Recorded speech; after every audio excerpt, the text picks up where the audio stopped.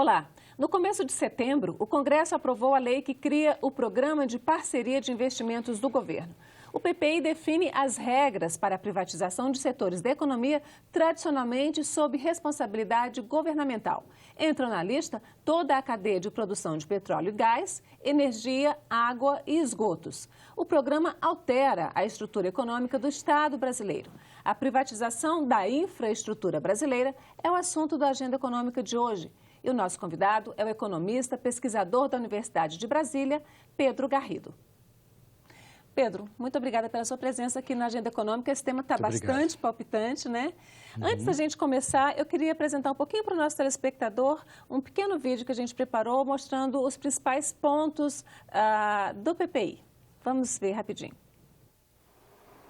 Rodovias, ferrovias, portos e aeroportos já estavam em processo de privatização, mas as vendas vão ser ampliadas. Com o PPI, o governo vai vender também empresas que prestam serviços vitais, como produção e distribuição de energia, captação e distribuição de água e redes de esgoto.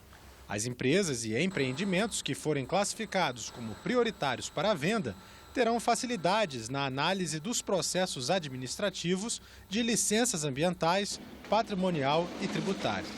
Outra facilidade prevista pelo PPI é o financiamento para a compra das empresas públicas por grupos privados.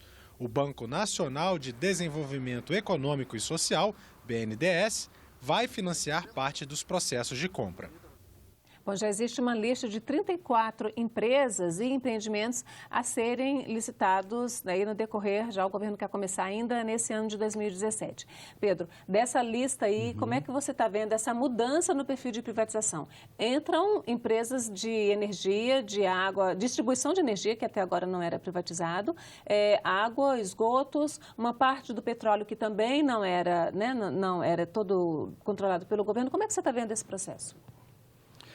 Olha, acho que há uma certa disposição do governo atual em aumentar concessões ao setor público e privatizações de empresas estatais. Algumas, inclusive, em parceria com governos estaduais, né, como você falou, nesses setores de serviços básicos. Podemos até fazer uma certa distinção entre as concessões de serviços públicos que vinham sendo feitas a iniciativa privada. A iniciativa privada há bastante tempo, inclusive no governo anterior vinham sendo feitas, e privatizações de empresas estatais em que há perda do controle acionário, do controle sobre decisões das empresas. Existia uma perspectiva de que a determinados serviços públicos, quando viáveis, poderiam ser passados à iniciativa privada e foram feitos, inclusive, ao longo da década de 90, em situações que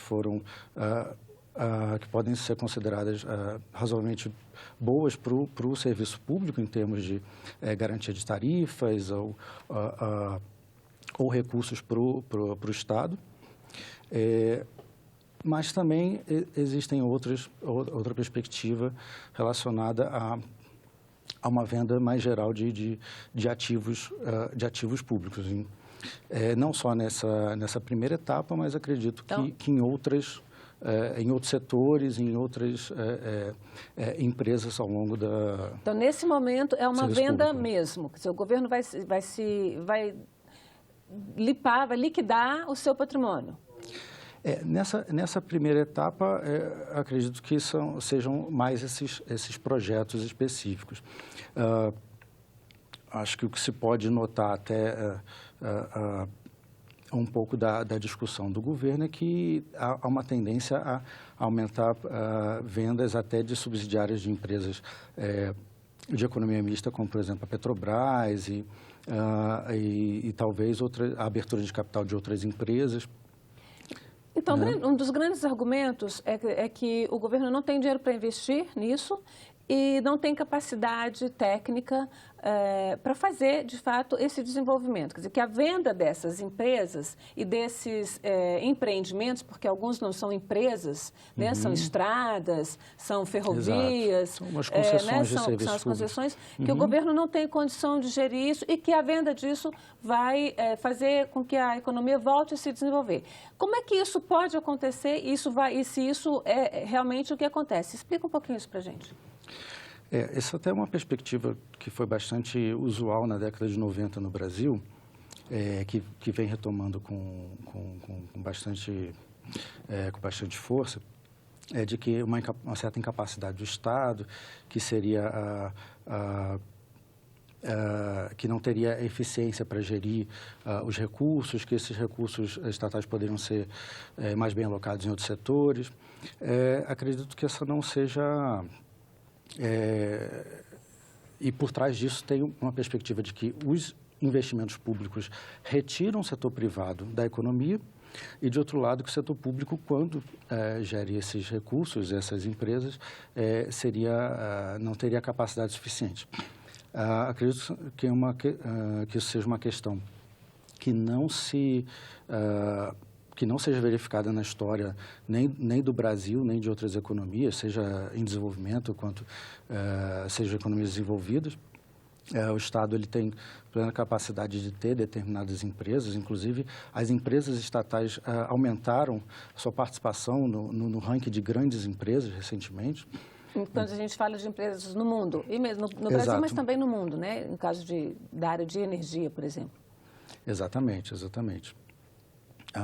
As empresas, na área de petróleo, existe um grande número de empresas estatais, inclusive uma empresa estatal, com participação forte do Estado, a Statoil, que recentemente adquiriu participação aqui no pré-sal no Brasil. Então, na medida que existem essas críticas, é possível notar uma boa administração em diversas empresas estatais que têm uma atuação inclusive bastante profícua com o mercado, com o setor privado, em termos de alavancar crescimento econômico e desenvolvimento nos seus países. Então, me explica uma coisa, o governo, a existência de empresas públicas nesses setores, de fato, afasta a iniciativa privada, inibe a iniciativa privada, como é que é essa questão?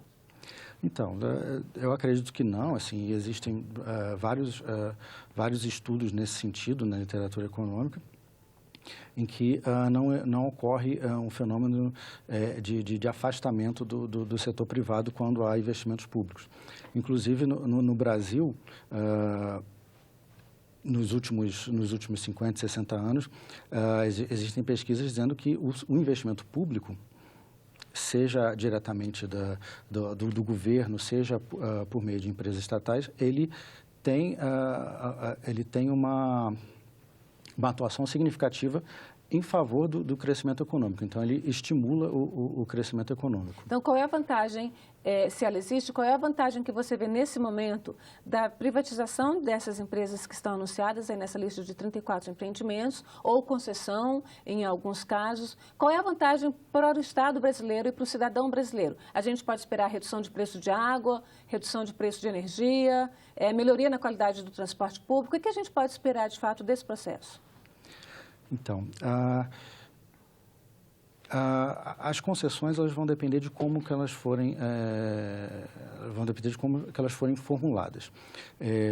Existe um princípio de modicidade tarifária que acredito que nos últimos anos tendeu a ser seguido, mas uma atuação muito direcionada a favorecer o setor privado pode não acabar melhorando a situação das tarifas públicas, das tarifas de serviços públicos.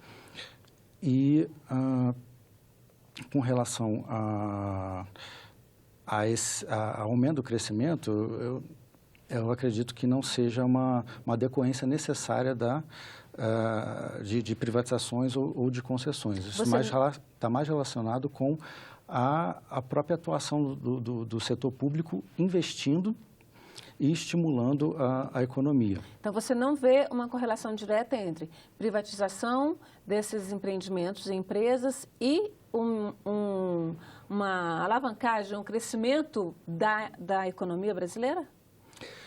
Exato. Não é uma decorrência lógica dessa mudança. No caso de privatizações, especificamente, a mudança de propriedade não implica necessariamente um aumento do crescimento.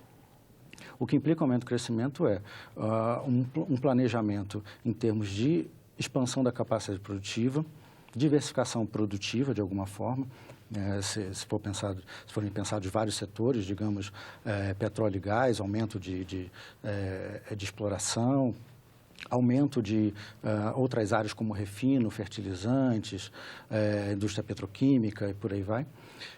Então, a mera passagem de controle não significa aumento dos investimentos. E a mesma coisa pode ser dita com relação à tentativa de captar investimentos estrangeiros.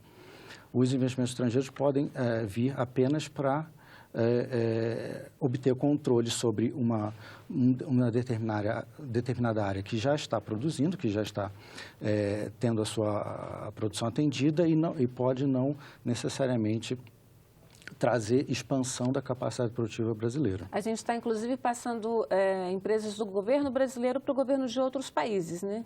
Se o governo espanhol está interessado em algumas áreas, o governo da Noruega tem interesse em outros, a gente está vendendo diretamente para outros governos, é isso? Ativos do Estado brasileiro? A gente pode pensar dessa forma, porque assim como na década de 90 houve, por exemplo, no caso das telecomunicações, passagem de controle para empresas estatais, né, com presença estatal de outros países, da mesma forma a gente pode pensar para o caso brasileiro agora, como no caso a Statoil teve uma participação muito grande no pré-sal recentemente, na aquisição de uma área de exploração. Então, a gente vai fazer um pequeno intervalo e no próximo bloco a gente volta para continuar falando desse assunto das PPIs, do programa PPI e das privatizações. A gente volta já.